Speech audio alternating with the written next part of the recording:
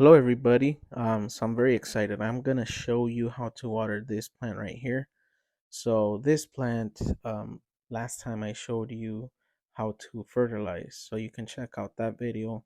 But today I'm gonna water after that time um, that it got fertilizer. You can see that the root has grown, which is a really good sign. It's a sign that my plant is healthy and it's actually growing while in bloom.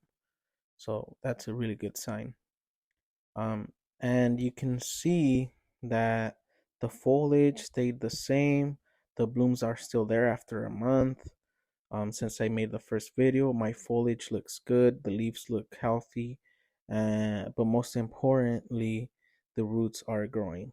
Um, as you can see here, you can also use a ruler or a marker to mark the tip of your root, and after some period you could check it, and if it's past that mark that you've made or the measurement that you previously made, then that's a good sign. Now I also like to check um, around the pot to see any new root tips that are growing or just roots that I know are already dead. Now I don't like to disturb the soil since I got this, or the medium, I'm sorry, the bark. So since I've got this from the store, I don't want to disturb anything. I just want to make sure that I have some roots that are growing, and that's a good sign. Maybe in the future I would repot, but for now I'm just gonna measure that my roots are growing very well. And like I mentioned, with the Sharpie, you can also mark the tip of the root of the growing tip and see your progress every week or every 2 weeks. I like to check around every 15 days, but that's just me. And here I added some light. I was just trying to see if, with the augmented light, if I could see anything that I'm not seeing with my natural light. So just like before, I'm gonna use the ceramic pot that the plant came in, and I'm gonna be using that to water. Now remember, you don't have to fill it all the way up, because once you put the plant in there, sorry, then the water will rise all the way to the top. You can kind of see the bark here moving up because of the moisture of the water. You could kind of see in the background there that the water is coming through almost all the way to the base of the leaves or the crown. So I'm gonna leave it in here for about 30 seconds. I don't like to leave it in there longer. Now, some people might say it's not enough, but you will find out pretty soon that it is enough. And if, hey, sometimes it's not enough, then you go ahead and dip it in water once more. So there's no issue. It's better to underwater than to overwater, because underwatering you can always water again, but it's very hard to dry a plant once you overwater.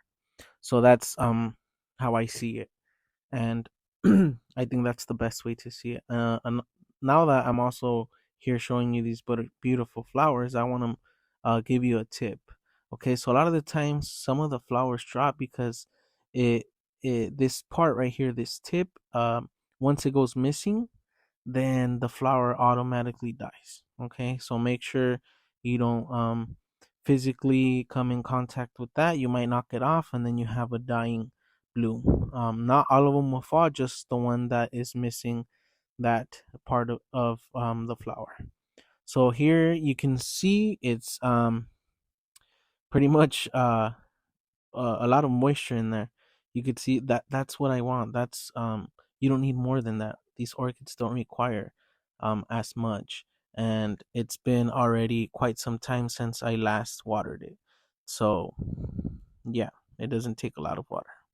Now, just like when I fertilized it, I'm using this container to uh, let the water drain completely before I put it back in the ceramic pot. If you tilt it just a bit, then more, you can leach the water easier. Make sure you do it not from the stem, but from the wire that is holding your plant. And yeah, I mean that's it, guys. This is how you water it. that's I already showed you how to fertilize it. You can see my root tip is growing. You can see my plant is staying healthy. So that's it, guys. Thanks for watching.